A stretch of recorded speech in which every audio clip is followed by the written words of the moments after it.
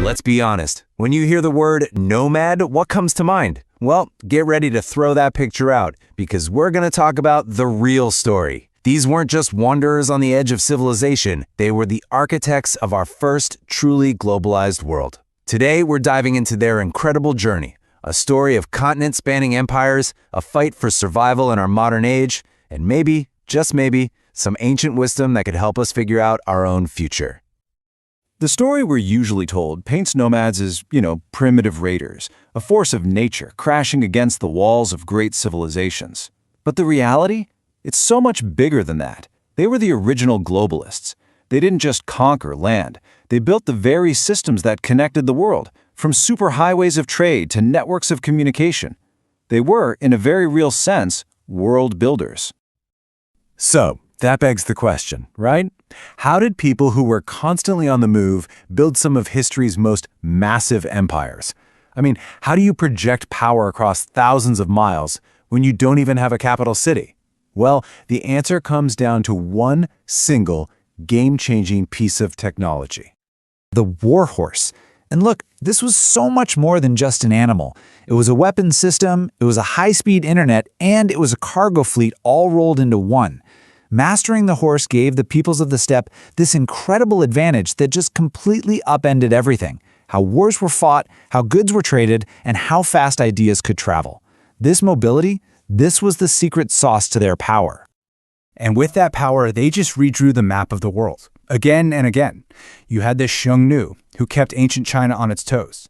Then the Gokturks, who created this brand new political idea, the Turk, that stretched all the way across Eurasia. And then, of course, the big one, the Mongols, who built the largest single-land empire in the history of humanity. Even empires that came after, like the Ottomans, they still had that nomadic DNA, this relentless drive to expand. And this is the part that just shatters that old raider myth. The Mongols weren't just conquerors, they were brilliant organizers. They set up something called the Yam. Think of it like an ancient Pony Express on steroids. It was this unbelievably sophisticated network of relay stations that made travel and communication faster and safer than ever before. They standardized weights, they secured trade routes, they were creating the conditions for a global economy to thrive. For centuries, being on the move was their greatest strength. It was the source of all their power. But in our modern world, that very same mobility has, paradoxically, become their greatest weakness. The world they helped connect is now closing in on them. 2.5 times. Just let that sink in. That is how much faster Mongolia is heating up compared to the rest of the planet. Now, this isn't some abstract number on a chart.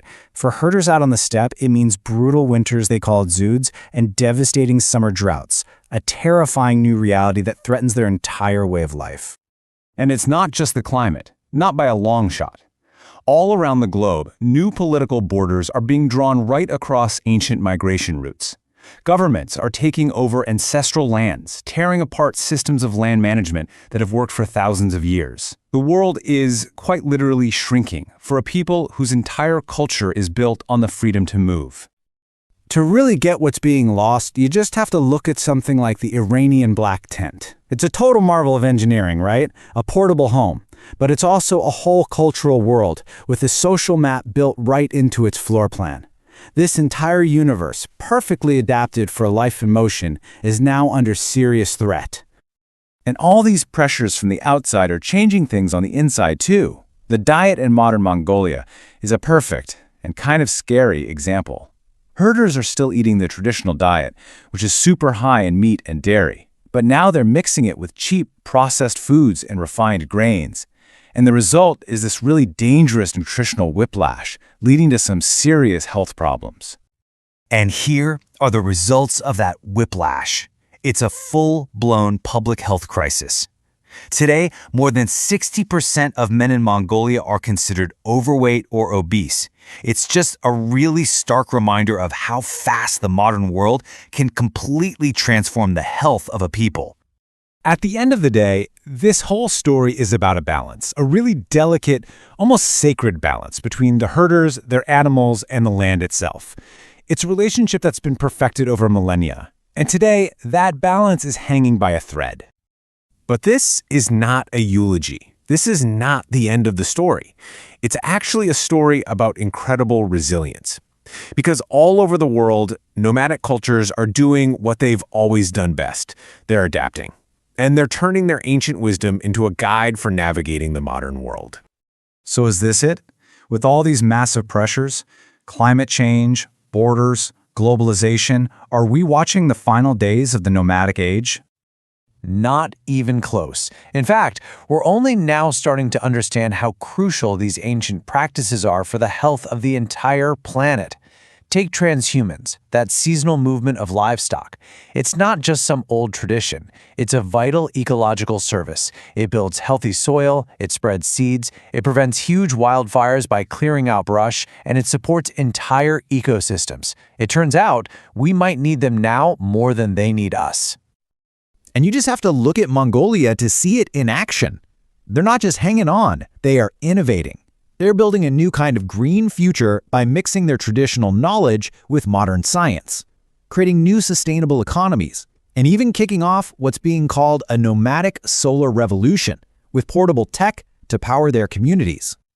And this really shows you how they're pulling it off. It's like they're expert portfolio managers.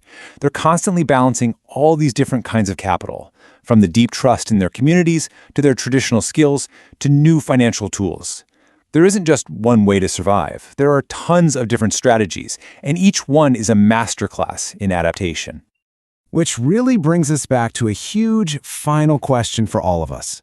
In our own world, which is defined by constant disruption and crazy amounts of change, what can we learn from people who have literally built their entire way of life for motion? Maybe the biggest lesson is that resilience isn't about standing still and bracing for impact. It's about knowing how and when to move.